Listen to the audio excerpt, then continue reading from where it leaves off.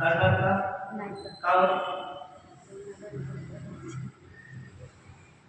Film येणारी तर तिथं रंगीबेरंगीच आहे. मग रंगी बेरंगी फिल्म रंगी बेरंगी पडद्यावरती चालत नाही. कोणा जे शुद्धीवरती अशुद्धी दिसेल नाही, आणि शुद्धी नसताना अशुद्धी अशुद्धी कधी दिसत नाही. म्हणून कोर्टाने वकिलाचे कपडे कसे आहेत?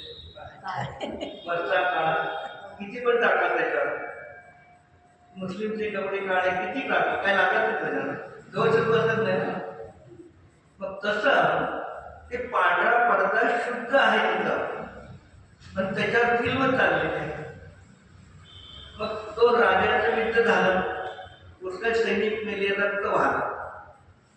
थोड्यानंतर राजमहल जळाला. एक तासानंतर नदीला पूर आला. सगळे घटना कुठे दिसतात? ते पांढरा पडदा कधी वरला झाला का? जळाला का? रक्त लागलं का?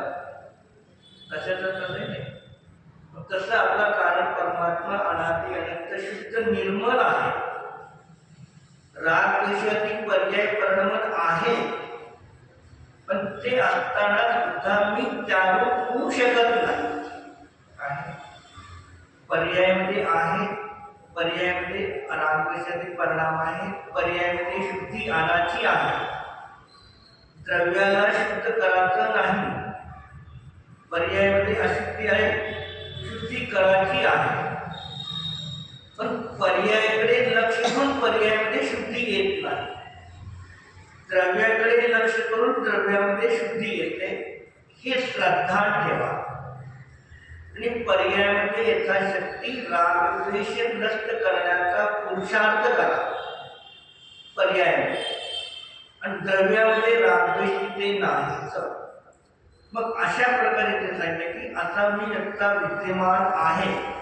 उदाहरण जैसे धातु पाषाण के में भी शक्ति रूप सुवर्ण मौजूद ही है. खाणीतून निघताना त्यामध्ये तिथे काय सुवर्णाचे पार्टिकल स्वतंत्र वेगळेच आहे शक्तीप्रमाणे, क्योंकि सुवर्ण शक्ती सुवर्ण में सदा ही रहती है. त्या सुवर्णाची जी शक्ती आहे ती त्याला शाश्वत रहती. जब पर वस्तु का संयोग दूर हो जाता है तब व्यक्तरूप होती है. मग कित्त कालिमा आधी त्याचा अभाव झाला, तेव्हा तिथे काय झालं, ती शक्ती व्यक्तरूप होते.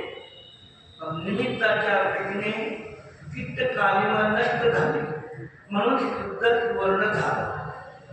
ठीक आहे ना. पुढे काय करणार, सुवर्णाचा स्वभाव शुद्ध होता. खाणीमध्ये सुद्धा सुवर्ण माती धोंड्याचे मिश्रित असताना सुद्धा तिथेही सुवर्णाचे पार्टिकल स्वतंत्र वेगळे होते, आणि ते वेगळे होते, शुद्ध होते, म्हणून पर्यायामध्ये तिथे शुद्धता प्राप्त झाली. ते सुवर्णाच्या शक्तीने सांगताना पूर्वी जे खाणीमध्ये सुवर्ण होतं तेच वरती सुवर्ण आहे. त्याच्या गुणधर्मामध्ये काही फरक झाला नाही, पर्यायामध्ये भेद झाला. व्यक्ती रूपाने त्याच्यामध्ये काय झाली, प्रगट झाली. सारांश है शक्ति रूप तो पहले ही था, लेकिन व्यक्ति रूप सिद्ध पर्याय पाने से हुआ. मग कारण परमात्मा शक्ती रूपाने पहिले होताच,